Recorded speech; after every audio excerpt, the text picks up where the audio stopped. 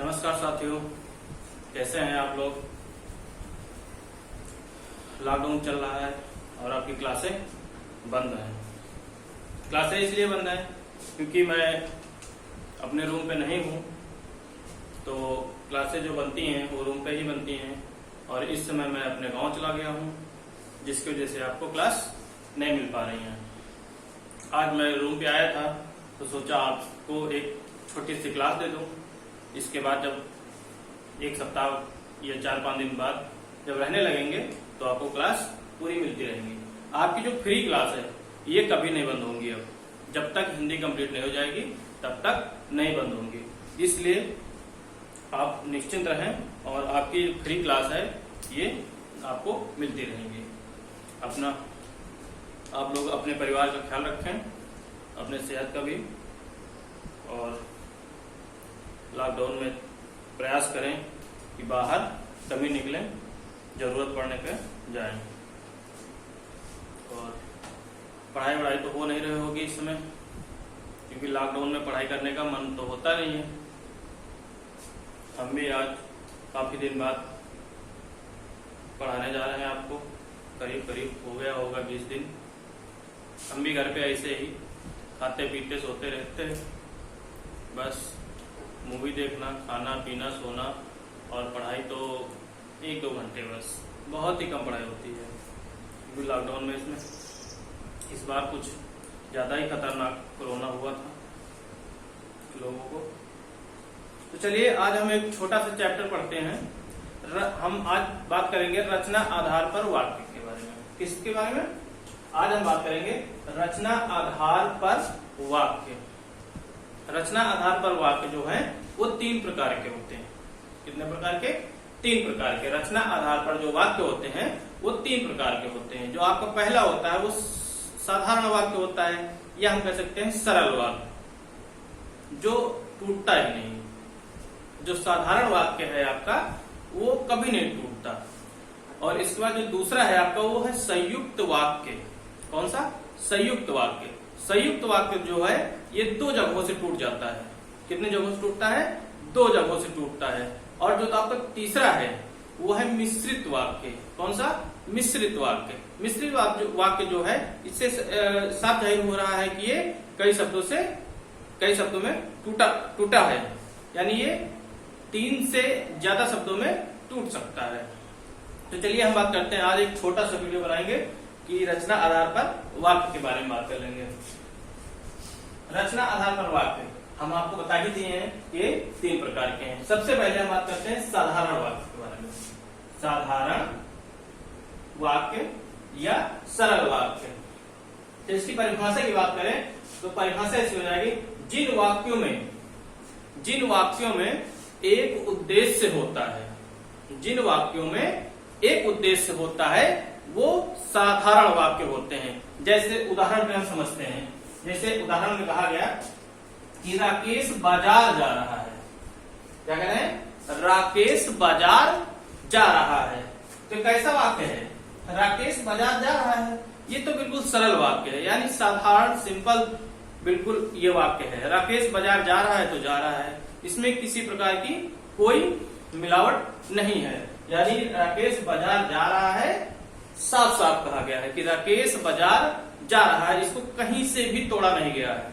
इसको कहीं से भी तोड़ा नहीं गया है।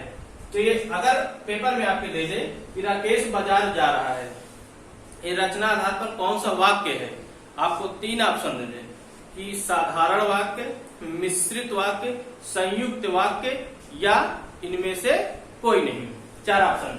तो आप क्या लगेंगे अगर कहा जाए कि राकेश बाजार जा रहा, अगर ये राकेश बाजार जा रहा है, इसमें कहीं से भी शब्द टूटे ना, कोई भी शब्द पूरा अगर कहीं से भी टूटे ना, तो मतलब है ये साधारण वाक्य है। मतलब राकेश बाजार जा रहा है, सिंपल, यानी राकेश बाजार जा रहा है। इसमें किसी प्रकार का कोई मिश्रण नहीं है। इसमें किसी प्रकार का कोई मिश्रण नहीं है। इसके बाद हम बात करते हैं दूसरा जो है संयुक्त वाक्य। संयुक्त वाक्य आपको बता दिए हैं, ये दो जगहों से टूटता है। कितनी जगहों से टूटता है? दो जगहों से टूटता है। संयुक्त वाक्य दो जगहों से टूटता है। अगर इसकी परिभाषा की बात करें तो जिन वाक्यों में दो प्रधान उपवाक्य होते हैं, जिन वाक्यों में दो प्रधान उपवाक्य होते हैं, जैसे उदाहरण पे आप समझ लीजिए, जैसे उदाहरण दिया हुआ है कि मोहन आया और अपनी मां से मिला, ये दो जगह से टूट रहा है। कैसे? देखिए, मोहन आया, पहली बात तो मोहन आया, कौन आया? मोहन आया, पहली बात कि मोहन आया और अपनी मां से मिला, यानी अपनी मां से मिला, ये एक दूसरा वाक्य हो गया। पहला वाक्य हुआ कि मोहन आया, ये एक अलग वाक्य हो गया, और अपनी मां से मिला, पहले तो वो आया, उसका एक वाक्य हो गया, फिर वो अपनी मां से मिला, ये दूसरा वाक्य हो गया। मतलब कि ये संयुक्त वाक्य है। जब भी संयुक्त वाक्य आपसे पूछा जाएगा तो इस तरह के दो वाक्य होंगे, और या कुछ भी उसमें लगा होगा। मोहन आया, ये एक बात हो गई, और लग गया, इसका मतलब ये उधर वाला दूसरा वाक्य हो जाएगा। मतलब अपनी मां से मिला, यानी यहाँ दो वाक्य हो गए। दो वाक्य हो गए तो इसका मतलब कौन सा वाक्य है? ये संयुक्त वाक्य है। कौन सा? संयुक्त वाक्य हो गया आपका। कौन सा हो गया? संयुक्त वाक्य। इसके बाद हम बात करेंगे मिश्रित वाक्यों के बारे में। किसके बारे में? मिश्रित वाक्य। मिश्रित वाक्य आपको बता दिए हैं, ये तीन जगह से टूटता है। जो मिश्रित वाक्य है आपका, ये तीन जगह से टूटता है। कितनी जगह से टूटता है? तीन जगह से टूटता है। अगर इसकी परिभाषा की बात हम कर लें तो जिन वाक्यों में दो प्रधान उपवाक्य होते हैं, जिन वाक्यों में दो प्रधान उपवाक्य होते हैं एवं एक आश्रित उपवाक्य होता है, मतलब दो प्रधान उपवाक्य होंगे जो मेन होंगे, ठीक, दो वाक्य जो ऐसे होंगे जो प्रधान उपवाक्य होंगे, यानी वो जो मेन होंगे, और एक होगा जो आश्रित वाक्य होगा, उसके साथ में एक आश्रित वाक्य लगा दिया जाएगा। जैसे उदाहरण कैसे समझते हैं? ये उदाहरण है आपका, जिसे कहा गया राकेश ने कहा। किसने कहा? राकेश ने कहा। भैया, राकेश ने कहा। किसने कहा? राकेश ने। क्या कहा? मोहन की शादी है। पहला वाक्य तो आपका यही हो गया कि राकेश ने कहा। किसने कहा?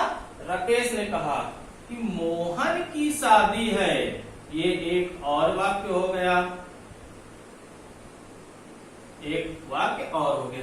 यानी ये जो दो वाक्य हैं ये प्रधान उपवाक्य हैं।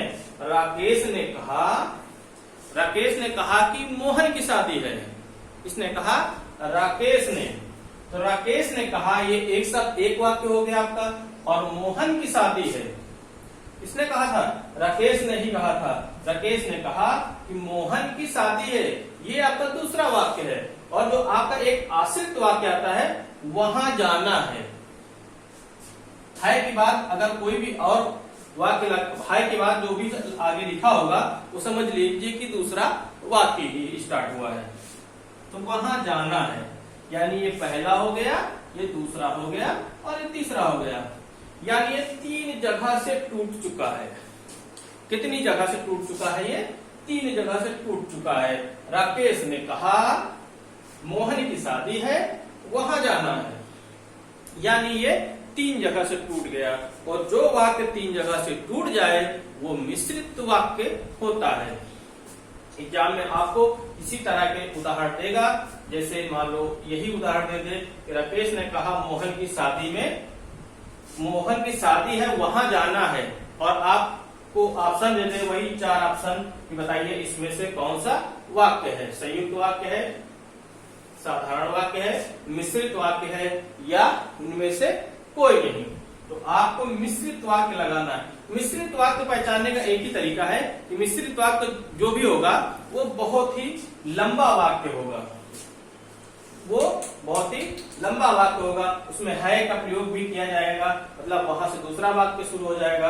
और अगर ये दूसरा संयुक्त वाक्य आपसे पूछा जाएगा तो इसमें और जरूर लगा होगा। और ये तो सिंपल साधारण है ही है, इसमें कुछ भी नहीं, जो सीधे सीधे कह दिया जाए वो साधारण वाक्य है। तो ये हो गया आपका रचना आधार पर वाक्य। इसके बाद हम आज तो यहीं तक पढ़ेंगे, एक छोटा सा वीडियो है, और अभी हम वापस अपने गांव जा रहे हैं, 2-3 दिन में वापस आएंगे।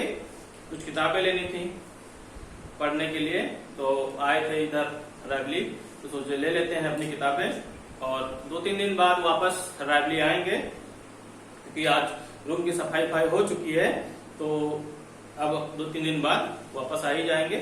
अब हालत थोड़े से सही हो गए हैं। तो चलिए आज के लिए इतना ही, फिर हम मिलते हैं नेक्स्ट वीडियो में। इसके बाद हम जो पढ़ेंगे, इस रचना आधार पर वाक्य पढ़ लिए हैं, इसके बाद हम पढ़ेंगे वाच्य। क्या पढ़ेंगे?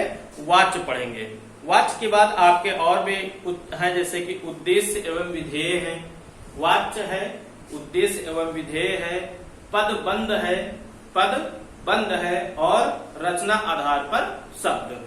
ये एक अलग टॉपिक, एक छोटा छोटा वीडियो बना के आपको दे देंगे। तो ठीक है, आप लोग अपना ख्याल रखिए और लापरवाही बिल्कुल न करिए। हो सके तो कभी कभी किताबें उठा लिया करें और थोड़ा से पढ़ लिया करें, क्योंकि पढ़ने में तो मन लगता नहीं है, मेरा खुद नहीं लगता है। और एसआई वालों के लिए बता दें कि जो लोग ओवर एज हो चुके हैं, जो लोग ओवर एज हो चुके हैं, उनके लिए हाईकोर्ट ने याचिका जो दायर की गई थी एज बढ़ाने के लिए, वो स्वीकार कर ली गई है। यानी जो लोग 1 जुलाई 2018 को जो लोग ओवर एज हो गए थे, ओवर एज हो गए थे 1 जुलाई 2018 से, उनके लिए छूट दिया गया है। यानी लगभग 3 साल के लिए, 3 साल तक छूट आपको मिलेगा। लेकिन इसमें एक कारण है।